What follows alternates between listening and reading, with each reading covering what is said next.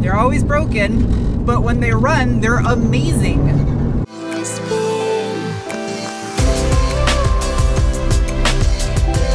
Hello, people of the internet. Today is the day I finally review my 2001 Audi TT Quattro, which for the past couple of years, you all have known this car as TeeTer ToT, a car that was a $2,500 pile of parts I bought sight unseen in Salt Lake City, Utah, and then drove 800 miles back to Tucson with my old roommate, Sarah. And 3 days from the day I'm recording this video, I will be giving away the car to one of you. So, last chance in the video description below. If it's not the future yet, you can still win this car. So here it is in its final form, repainted the factory color Lake Silver Metallic. The roof is done in gloss black. Before it used to be cheap vinyl wrap. Now it's painted to match. And I kept the car just as close to factory looking as possible with some subtle upgrades. For my OG subscribers, you'll remember the day I picked up this car in Salt Lake City. It had a massive hole in the front bumper cover and the headlights were so yellowed you couldn't even see out of them even with the high beams on. And it's a good thing that I had to drive home 800 miles to Tucson in the dark. The headlights luckily are HID and they have an integrated fog light into the headlight housing because they're manufactured by Bosch for Audi. Wheel-wise, I went with a set of 18x8 rotary forged TSW Bathursts that are finished in satin gunmetal. They're wrapped in a set of 245, 35, 18-inch Michelin Pilot Super Sport tires. And behind them, those giant Tiffany blue calipers, well, they're an 8-pot.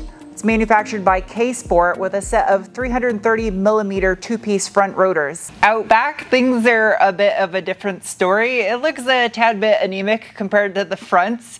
Still the factory 10-inch rear rotor with a single pot caliper that I at least painted to match the front caliper.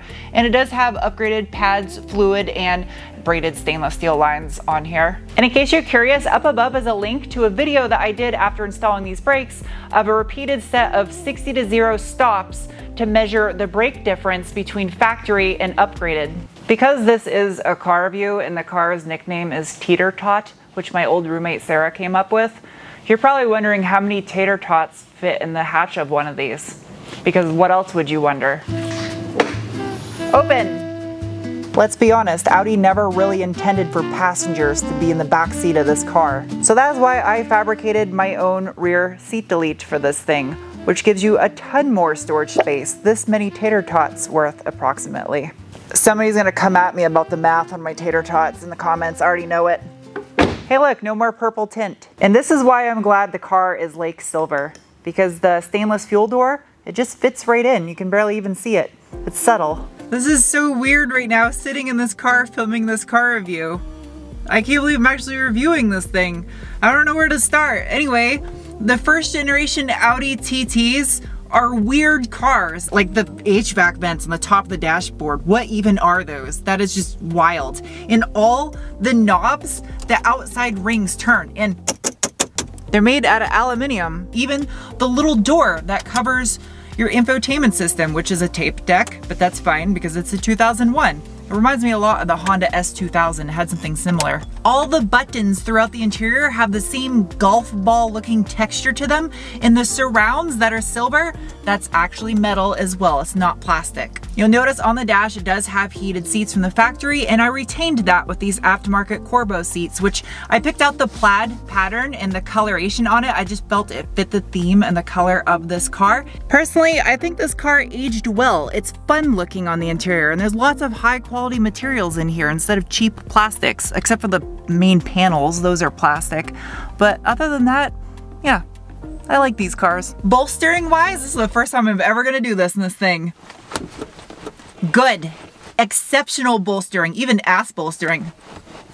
Everything is tight. It's a comfortable seat too. The shift knob is from Black Forest Industries. I felt it fit the theme of the interior, and they manufacture knobs for Volkswagen and Audis. It has metal petals. Oh, it does, I forgot it has LED mirrors because I put LEDs in there. It also has a label in French that says Risky de Blessures Graves via Mortales. I think that means sneezing on people's graves is prohibited unless you're immortal. It does have digital climate control, and fun fact, you can use this little screen down here in the HVAC system for troubleshooting with the factory ECU. So when this car was having issues with the temp gauge fluctuating a little bit, I was actually able to verify on this gauge the actual coolant temp in a numerical value. All right, let's fire this thing up, see how this Borla catback sounds.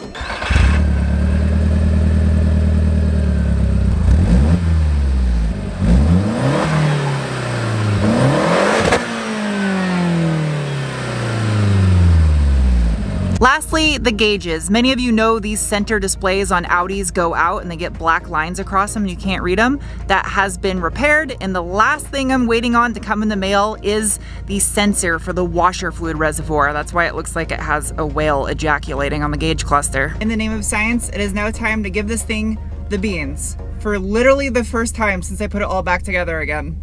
There's no drive modes in this car. There's nothing disable or defeat. There's just a shifter and some pedals and my feet, old school. And I'm not gonna launch this thing because it is a giveaway car. Last thing I need to do is blow it up before I give it away, so give it a light launch. Ready? There we go. There we go, some boost. Way quicker than it used to be. That's good.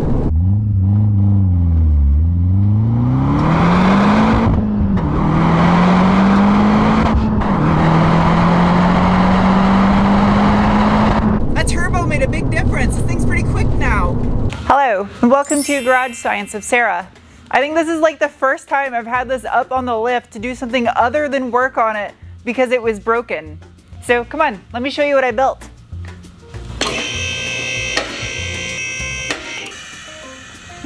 This right here is the VR6 model rear diffuser. Just clips into place. The 1.8T powered TTs just have a body.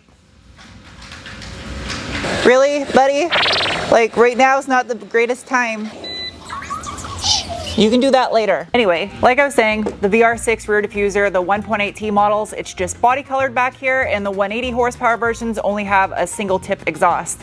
And speaking of exhaust, that right there is a Borla catback exhaust system. Initially I had a custom 3-inch turbo back exhaust made for this thing, but it was just way too raspy and loud for how fast the car was. I think this exhaust better suits the car overall. Now moving up in front of that, that is a Generation 1 Borg-Warner Haldex unit. It is an electronically controlled hydraulic clutch pack essentially that distributes torque to the rear wheels for a transversely mounted drivetrain configuration. It's not true Quattro. It normally operates at a 95% front, 5% rear torque distribution split, but it can transfer up to 50% of the torque to the rear wheels when slip is detected. So it's reactionary based, not predictive like newer Haldex systems. These cars do utilize a multi-link rear suspension with the divorced spring from the strut. I did upgrade it with a set of Bilstein coilovers and an H&R anti-rear sway bar. When I first got this car, it was in rough shape. The underside of it was disgusting because the car came from Utah and it had lots of road grime underneath here, plus the anti-rust wax coating that Audis put on the bottom of their vehicles. I did my best to clean it up with what I had, and I found the missing front underbelly plastic, as well as I epoxy coated all the suspension arms on the car when I had them off to do the bushings. Up front, these cars have a McPherson strut style front suspension, and you can see the Bilstein coilovers as well as upgrade H&R anti-sway bar, and I pretty much replaced everything on the front suspension that I possibly could on this car. Transmission wise, all of the 225 horsepower Quattro models came standard with the O2M 6-speed manual transmission. It is manufactured by Borg-Warner for Audi, and I did upgrade the clutch and went to a single mass flywheel when I had the rear subframe out to clean everything, because that's what I do. I take subframes out just to clean stuff. Underneath this engine plastic, you can see these two vents direct air at these metal lines right here. These are actually power steering cooler lines that are bolted to the front of the 6-speed manual transmission. Now, peeking behind the front bumper cover, you'll notice there is a front mount intercooler on here. Originally, the 225 models came with dual side mount intercoolers, but because I upgraded the turbo on this thing, I replaced mine with a single front mount intercooler. And while I was at it, I also upgraded the entire cooling system to a larger dual core radiator, as well as I put a brand new AC condenser on here because the other one was like a cemetery for bugs. It was pretty disgusting.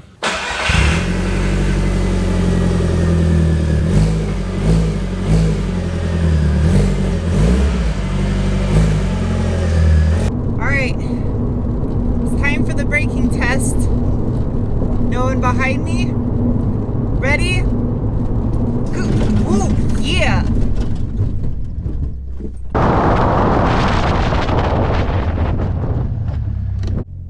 I forgot how good these brakes work. A little shaky on the pedal feedback, but aggressive. I think it's because the tires are so wide that they're like tramlining, is that the word? They're just like grabbing the grooves in the road when I go to brake. Hello, I'm back. Under the hood of TeeTer ToT over here is the AMU 1.8T. It is a cast iron block aluminum head turbo 1.8 liter 4-cylinder that, before modified, this car originally made 225 horsepower at 5,900 RPM and 207 pound-feet of torque from 2,200 to 5,500 RPM. Most of the power band. For those of you that were wondering, the 5V stands for 5 valves per cylinder, which means this is a 20 valve because math. Now, there was 2 other engines offered in these 8N first generation TTs. There was a VR6 as well as a 180 horsepower base model 1.8T, which actually had quite a bit different than these 225 cars, all the way down to the block. These 225 models had additional webbing all throughout the block for strength, as well as they had lower compression, a different intake manifold, a different turbo, and so on and so forth. There's actually a lot of difference between the 2 engines. Additionally, when I first got this car, I tore it down and replaced all your typical wear and tear items that you should replace with a TT of this much mileage. Did the timing belt, the water pump, the timing chain tensioner, put a new oil pan on this thing, redid all the gaskets. Modification-wise, I tried to keep the theme under the hood looking as factory as possible. I did paint the intake manifold and the charge pipe satin black to blend in with all the black underhood plastics, which were missing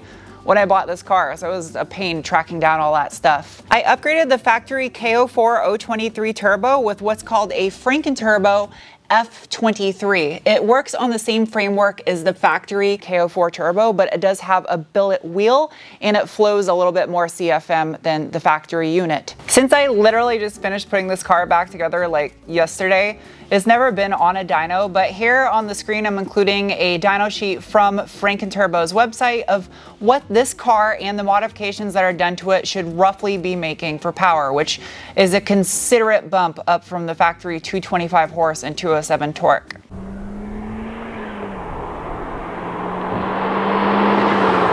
Some say you don't know what it's like to have an unreliable car until you've owned a vintage Alfa Romeo. This car says hold my Hefeweizen to that statement. This is by far the most unreliable vehicle I have ever owned in my entire life. But for some reason, I still love this thing. I don't know why, but I do. And I think that's kind of a true statement to all Audis. You see Audi enthusiasts and they're always working on their cars. They're always broken, but when they run, they're amazing. I can't even talk. All I want to do is drive right now. Dude, this thing is awesome. I did not ruin this thing by modifying it. It is great now. I love that this turbo still has so much shove down low. And it's like just the right power level for this chassis too.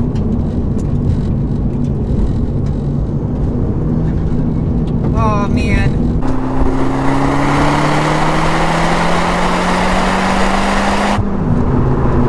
Torque steer coming out of that corner. This car, when I first got it, it had a strong tendency to understeer, but those adjustable anti-sway bars did make a big improvement in that. It's pretty neutral now for the most part. turbo seriously was perfect for this car. It's just like so much torque everywhere still in the power band. It doesn't really feel like it falls off in the top as much as it used to.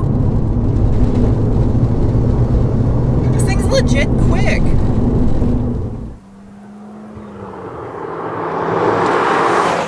It handles great. That has a lot to do with these wider wheels and tires and the fact that I got Super Sports on here. These brakes do a phenomenal job. It's good. It's good.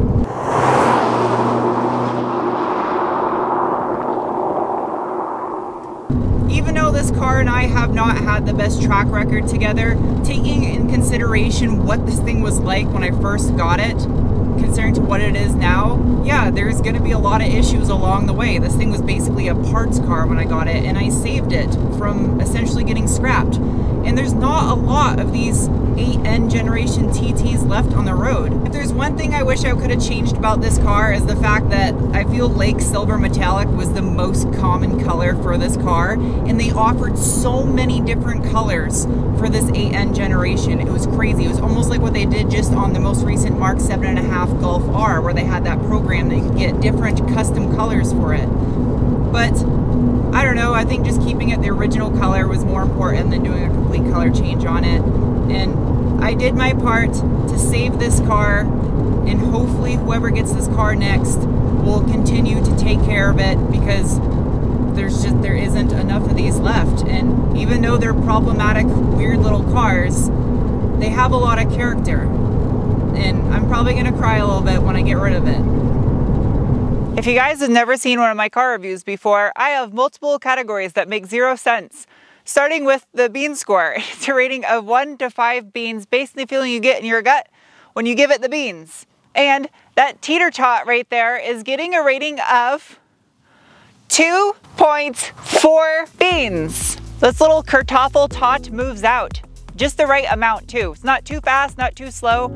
It feels appropriate for the chassis. Next is the wrench score, is assessment of a 1 to 5 wrench scale based on how much of an ass pain a car is to work on. 5 being super easy, 1 being an absolute nightmare.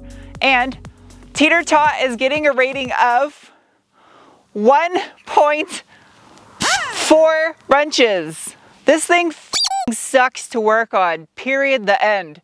And whoever wins this car, I hope you're mechanically inclined, because if not, you're gonna need that Bentley service manual I'm including with it so you can learn. Next is the cookie score, is assessment on a 1 to 5 cookie scale on what you get for what you spend. And considering I bought this car for $2,600, and we won't say how much I put into it, just know that it's too much. I'm gonna give this car a rating of 3 cookies. 3 because of the rarity of the car, the weirdness about it that makes me enjoy this thing. Yes, it's kind of a pain at times, but I think it's great value because it was a fun project. It taught me new skills of patience, and I saved a car from getting scrapped that probably would have been in a junkyard by now. And that has nothing to do with the value, but let's just pretend it does. Lastly is the penguin score. This is an assessment of 1 to 5 penguins based on how much I personally like a vehicle. And I'm gonna give my TeeTer ToT here a rating of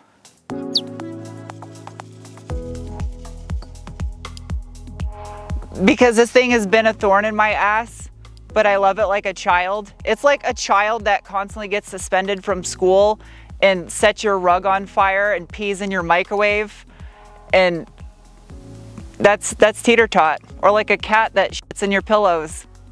That's what it's like owning this car. You still love it because it's yours.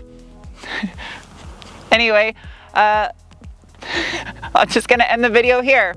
Again, if you would like to win this TeeTer ToT, even though I've not made it seem too enticing with this video, down below is your chance in the video description, unless you're in the future, and then if not, it's someone else's car now.